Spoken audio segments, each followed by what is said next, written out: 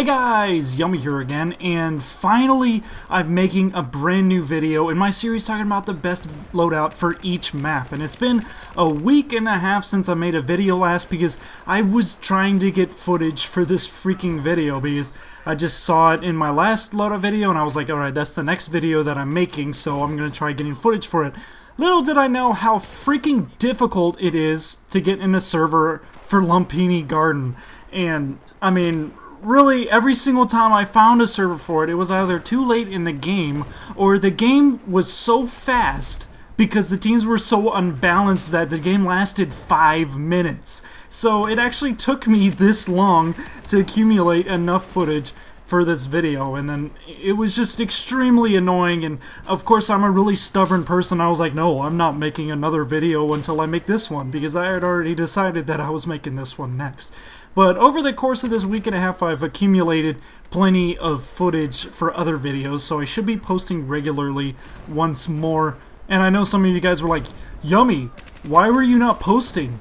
Yummy, please post a video. Yummy, I freaking hate you. Yummy, I'm gonna kill you. I'm gonna come home and then I'm gonna gouge your eyes out with a spoon and feed it to your dog.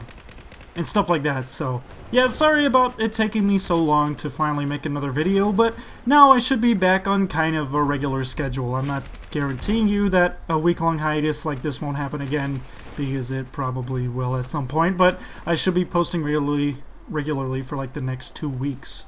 Now on to the video. Now this particular best loadout map suggestion was suggested by Teddy Samavila on my last best loadout video, which was on Hangar 21, and that was also almost a month ago, and that's kind of crazy. But just remember, if there is a map that you guys would like me to do next, make sure you put it down in the comment section below and I'll definitely consider doing it.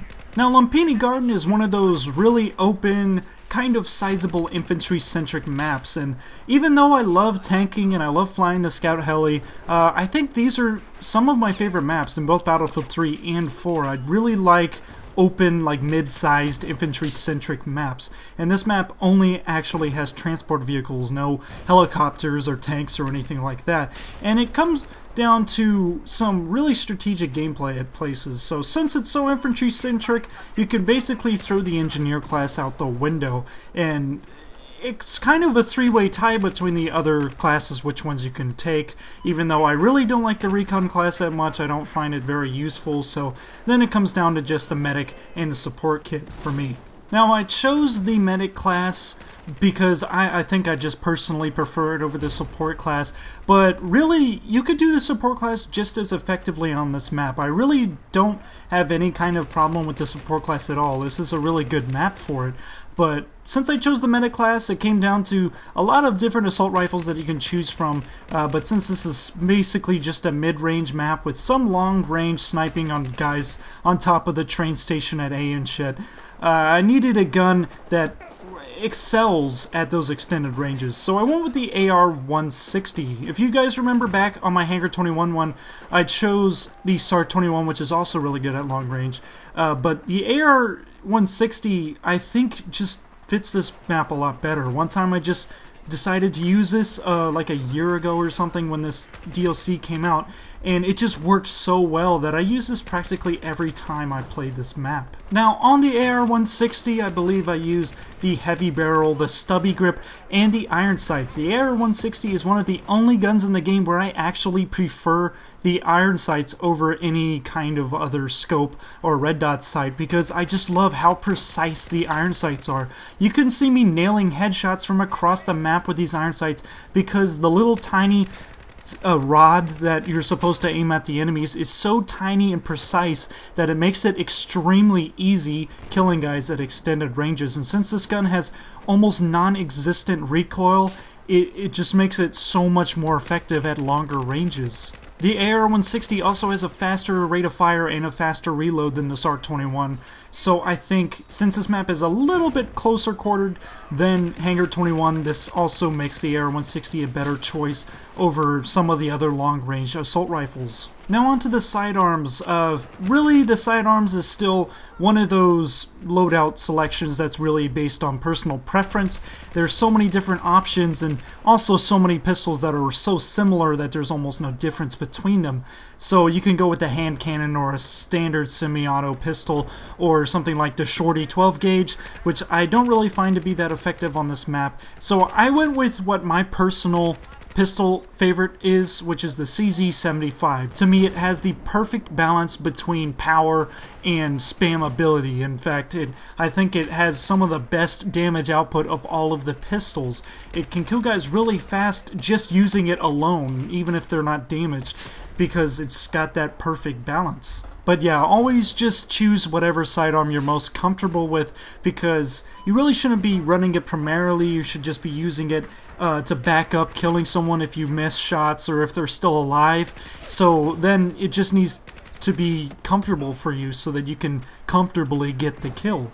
Now on to the gadgets. Now no surprise here, and where you guys shouldn't really expect anything different. Of course, I went with the medbag and the defibs. I just find them to be the absolute most effective gadgets for the medic class. That really is some of the most powerful gadgets in the game. Just really able to change the entire course of a battle if you can revive your friendlies and bring them back to life, which adds more guns into the firefight that you're engaged in. So it can really turn the tide of a battle, and I find them to be the most effective. And the medbag can of course heal yourself, which is extremely important, as well as heal your friendlies, which is also just as important. For grenade, I went with the M67 frag grenade because I find it to be just the most effective grenade. I mean, of course, the flashbangs are pretty damn effective now because they're completely broken, and you can even flash your own friendlies, which is really stupid.